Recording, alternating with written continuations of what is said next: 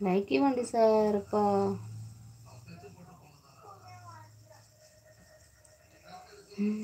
కానీ ఎదగమని మొక్క నీకు చెబుతుంది, ఎదిగిన కొద్దీ ఎదగమని అర్థమందిలో ఉంది. అపజయాలు కలిగిన చోటే గెలుపు పిలుపు వినిపిస్తుంది. ఆకులన్నీ రాలిన చోటే కొత్త చిగురు కనిపిస్తుంది.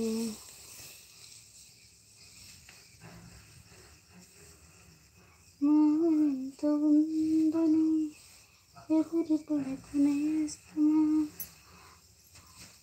దారులు కూడా ఉన్నాయి